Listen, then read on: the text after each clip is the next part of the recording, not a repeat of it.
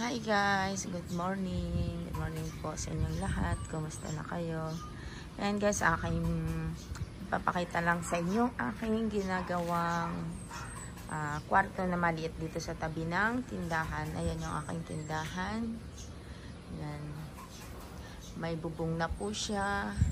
At ito naman yung maliit na banyo. Hindi lang siya maliit kundi napakaliit. Ayan ang banyo na maliit. Yan. Eksakto lang talaga na makakaupo ka sa ano niya, sa inodoro niya, tapos may gripo, gano'n. Yan siya. Ayan, ito ang kanyang pinaka-pintuan.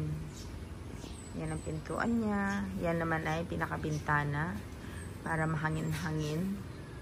Yan, mayroon ditong lababo na maliit. Dati ng lababo yan. Siyempre, madumi siya dahil naggagawa nga sila. Hindi pa siya tapos. Ito ang bintana. Tapos, ito naman ang loob ng kwarto. Maliit lang siya, guys. Nakalimutan ko kailang square meter lang ito. Pagka tatanong ko sa aking kapatid. Ayan, nakapagbubong na sila kahapon. Ito nga pala, hindi yan bintana guys, lagay niya ng aircon. Ayan, magpo-flooring na siguro sila. Pero kahapon nakapag-umpisa na silang magpalitada. Ayan. Nakapagpalitada na sila. Medyo matagal-tagal ang palitada. Yan ang matagal na gawa sa mga karpentero. Tapos ito naman pala guys ay bintana. Ang bintana dito yan sa kalsada. Ayan naman yung tindahan. Oh, diba? Malapit lang siya talaga. Kadikit lang talaga siya ng tindahan ang aking pinagawa. Ayan siya. Marami-rami pang gagawin dyan. Medyo matagal ang magpalitada dyan sa mga bintana.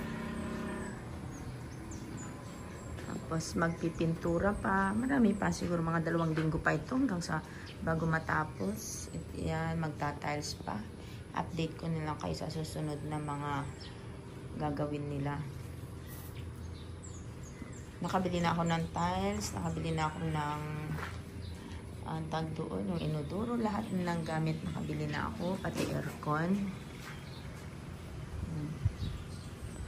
Yan yung pangkisami na lang palang hindi pa nabibili. Yan, sa paglabas dito ng kwarto ay yan, sa kanan ko, yan yung tindahan. Yung mga stocks ko yung mga yan. Tapos yan, doon na yun sa bahay na yun. Sayang itong aking nyog natanggal. Ano ba to? Kailangan natin siyang tanggalin dyan kasi nakakasagabal siya sa ating daanan. Tapos medyo inanuhan nila. Hinabaan yung laylayan ng yero. Para pag halimbawa daw pag magtugtong pa. May plano pang magtugtong talaga.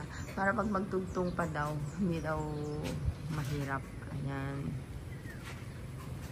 So, ayan guys. Susunod na video natin ulit. I-update ko kayo. Dati na ito kasing ito yung tatandaan nyo dati itong tambayan namin. Ngayon, sabi ko, paggawa na natin siya ng kwarto. So, guys, thank you so much for watching. Bye-bye. Ingat po tayo palagi. Bye, everyone.